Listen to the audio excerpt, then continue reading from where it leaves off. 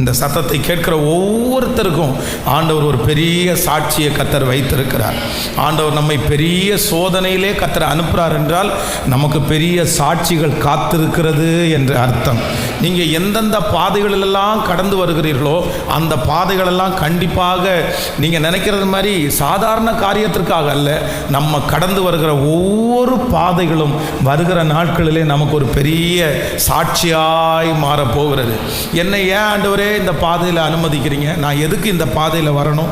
எனக்கு ஏன் திடீர்னு இந்த மாதிரி ஒரு போராட்டம்? எனக்கு ஏன் இந்த சூழ்நிலை அப்படின்னு நிறைய பேர் நினைக்கலாம். ஆனால் ஒன்று நீங்கள் நினைத்து கொள்ளுங்கள், நீங்கள் கடந்து வருகிற ஒவ்வொரு பாதையும் உங்களுக்கு ஒரு பெரிய சாட்சியாய் அமையும்.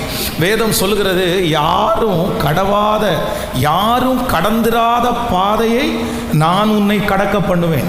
நம்முடைய ஆண்டவர் சில நேரங்களிலே சிலரை கர்த்தர் நேசிப்பாரானால் யாருமே கடந்து வராத பாதையை நீங்கள் கடந்து வருவீங்க. எல்லாருக்கும் அது லகுவாக இருக்கும், எல்லாருக்கும் ரொம்ப ஈஸியாக பெற்றுக்கொள்வார்கள். நிறைய பேர் சொல்லுவாங்க, நான்லாம் இவ்வளோ கஷ்டப்பட்டதே இல்லை, எனக்கெல்லாம் இந்த மாதிரி ஆனதே இல்லை அப்படின்னு சொல்லுவாங்க. ஆனால் நம்ம அவ்வளோ ஜெபம் பண்ணுவோம், நமக்கு அந்த மாதிரி தான் நடக்கும். ஆனால் நீங்கள் சோர்ந்தே போக வேண்டாம், கர்த்தர் உங்களுக்கு வாக்கு கொடுக்கிறார். நீ கடந்து வருகிற ஒவ்வொரு பாதையும் உங்களுக்கு ஒரு பெரிய சாட்சியாகவே மாறப்போகிறது. கர்த்தர் உங்களை காத்திருக்க பண்ணுகிறாரா? கண்டிப்பாக சொல்கிறேன், அதற்கு ஆண்டவர் ஒரு பெரிய ஆசீர்வாதத்தை உங்களுக்கு வைத்திருக்கிறார். உங்களுடைய காத்திருக்குதல் ஒரு நாள் சாட்சியாய் மாறும். உங்களுடைய அவமானம் ஒரு நாள் சாட்சியாய் மாறும். உங்களுடைய தோல்வி ஒரு நாள் சாட்சியாய் மாறும்.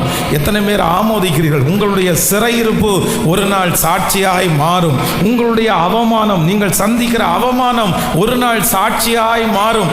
எந்த பாதையிலெல்லாம் கடந்து போகிறீர்களோ அதெல்லாம் ஒரு நாள் சாட்சியாய் மாறும். விசுவாசிக்கிறீர்களா? எத்தனை பேர் நம்புறீங்க?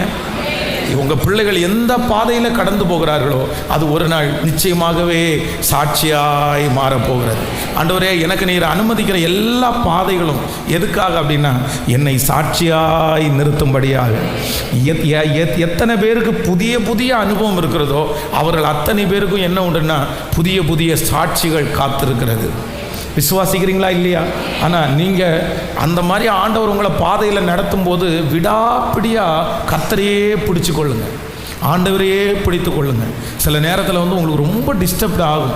சில நேரத்தில் நிறைய சந்தேகங்களை சத்ரு உங்களுக்குள்ளே கொண்டு வந்து விடுவாங்க. ஆனால் நீங்கள் என்ன சொல்லணும்னா, நீர் என்னை ஆசீர்வதிக்கிற வரைக்கும், இந்த சூழ்நிலையிலிருந்து என்னை எடுக்கிற வரைக்கும், இந்த பாதையிலிருந்து கர்த்தர் என்னை ஆசீர்வதிக்கிற வரைக்கும் நான் உம்மை விடமாட்டேன் என்கிற ஒரே ஒரு பொருத்தனை மட்டும் நீங்கள் எடுங்க.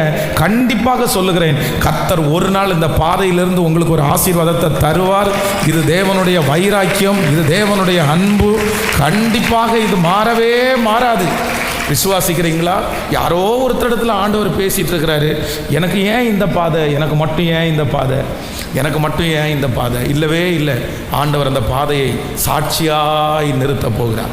ஆண்டவர் சமுத்திரத்தை பார்த்து சொல்றாரு, இம்மட்டும் வா, மிஞ்சி வராதே, உன் அலைகளின் பெருமை இங்கே அடங்க கடவது. இம்மட்டும் வா, மிஞ்சி வராதே, உன் அலைகளின் பெருமை இங்கே அடங்க கடவுது. நான் நம்புகிறேன், இன்றைக்கு இந்த திருச்சபையிலே இல்லை இந்த சத்தத்தை கேட்கிற ஒவ்வொருத்தருக்கும் கர்த்தர் வாக்கு கொடுக்கிறார்.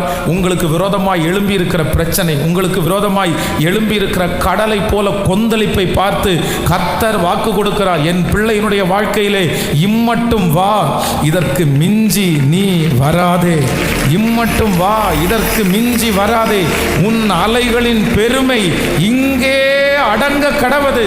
கர்த்தர் அதற்கு பிறகு அதை கண்டினியூ பண்றதற்கு கர்த்தர் விடவே மாட்டார். ஆமென்.